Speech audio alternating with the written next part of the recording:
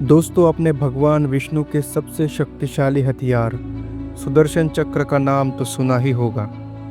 लेकिन क्या आप जानते हैं कि इस अद्भुत चक्र की उत्पत्ति कैसे हुई? इसकी कहानी न सिर्फ रहस्यमय है, बल्कि यह हमें हमारी परंपराओं और संस्कृति के गहरे विज्ञान से भी जोड़ती है। आज की इस वीडियो में हम आपको सुनाने जा रहे हैं सुदर्शन चक्र की रोमांचक उत्पत्ति की कथा। वीडियो को अंत तक जरूर देखें, क्योंकि आखिर में हम जानेंगे कि सुदर्शन चक्र में ऐसी कौन सी शक्तियाँ हैं जो इसे सबसे अद्वितीय बनाती है। कहानी शुरू होती है प्राचीन काल में, जब पृथ्वी पर अत्याचार बढ़ रहे थे और धर्म खतरे में था। उस समय भगवान विष्णु ने देवताओं और ऋषियों से वादा किया कि वे हमेशा धर्म की रक्षा करेंगे। लेकिन हर महान कार्य के पीछे एक अद्भुत कहानी छिपी होती है। महर्षि दुर्वासा, जो अपने क्रोध और वरदान दोनों के लिए प्रसिद्ध थे, एक बार पृथ्वी पर घूमते हुए देवी लक्ष्मी की माला लेकर भगवान इंद्र के पास पहुँचे। इंद्र ने अहंकारवश उस माला का अपमान किया और उसे अपने हाथी ऐरावत की सूंड में डाल दिया। इससे महर्षि दुर्वासा क्रोधित हो गए और उन्होंने इंद्र और देवताओं को श्राप दिया कि उनका ऐश्वर्य और शक्ति समाप्त हो जाएगी। श्राप के कारण देवताओं की शक्ति खत्म हो गई और असुरों ने स्वर्ग पर हमला कर दिया। देवता हारने लगे और चारों ओर अराजकता फैल गई। इस संकट को देखकर सभी देवता भगवान विष्णु के पास सहायता मांगने पहुँचे। भगवान विष्णु ने देवताओं की बात सुनी और कहा, समस्या का समाधान एक ऐसा दिव्य अस्त्र है जो असुरों और अधर्मियों का नाश कर सके। लेकिन ऐसा अस्त्र केवल तभी बनेगा जब इसे दिव्य ऊर्जा और महान तपस्या से निर्मित किया जाए। और फिर उन्होंने देवताओं को निर्देश दिया कि वे भगवान शिव की तपस्या करें।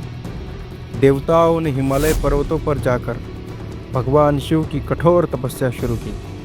सालों तक कठिन साधना के बाद भगवान शिव प्रकट हुए और उनकी तपस्या से प्रसन्न होकर उन्हें वरदान दिया कि एक ऐसा अद्वितीय अस्त्र बनाया जाएगा जो धर्म की रक्षा करेगा। लेकिन इस अस्त्र को बनाने के लिए दो दिव्य शक्तियों की आवश्यकता थी, अग्नि देवता का ताप और भगवान विष्णु की शक्ति। अग्निदेव ने अपनी ऊर्जा दी और भगवान विष्णु ने अपनी शक्ति का अंश। इस ऊर्जा का निर्माण करने के लिए भगवान शिव ने स्वयं तपस्या की। इसके बाद भगवान विश्वकर्मा, जो देवताओं के प्रमुख वास्तुकार थे, उन्हें इस चक्र को गढ़ने का कार्य सौंपा गया। भगवान विश्वकर्मा ने अपनी दिव्य कार्यशाला में सुदर्शन चक्र का निर्माण किया। इसे बनाने में अत्यंत दुर्लभ धातुओं और ऊर्जा का उपयोग किया। इस चक्र को इतना तेज और सटीक बनाया गया था कि यह किसी भी लक्ष्य को भेद सकता था। कहा जाता है कि यह चक्र सूर्य की गति से भी तेज था और इसके 108 धारदार किनारे थे। यही कारण है कि इसे सुदर्शन यानी सुंदर और अद्भुत चक्र कहा गया। जब सुदर्शन चक्र का निर्माण पूरा हुआ तो भगवान विष्णु ने इसे अपने हाथ में धारण किया। यह केवल एक हथियार नहीं था, बल्कि यह धर्म की शक्ति और सत्य का प्रतीक था। सुदर्शन चक्र के निर्माण के बाद भगवान विष्णु ने असुरों का नाश किया और स्वर्ग को वापस देवताओं को लौटा दिया।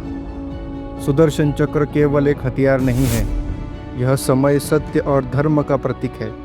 यह न केवल भगवान विष्णु की शक्ति का प्रतीक है, बल्कि यह दिखाता है कि जब धर्म पर संकट आता है तो ईश्वर स्वयं उसे बचाने के लिए प्रकट होते हैं। तो दोस्तों, सुदर्शन चक्र की कहानी हमें यह सिखाती है कि सच्चाई और धर्म हमेशा विजयी होते हैं। जब जब संसार में अधर्म बढ़ेगा, तब तब कोई न कोई दिव्य शक्ति धर्म की रक्षा के लिए आगे आएगी। आपको ये कहानी कैसे लगी? क्या आप ऐसी और भी कहानियाँ सुनना चाहते हैं? हमें कमेंट में ज़रूर बताएं। अगर वीडियो पसंद आई हो तो इसे लाइक और शेयर करना ना भूलें।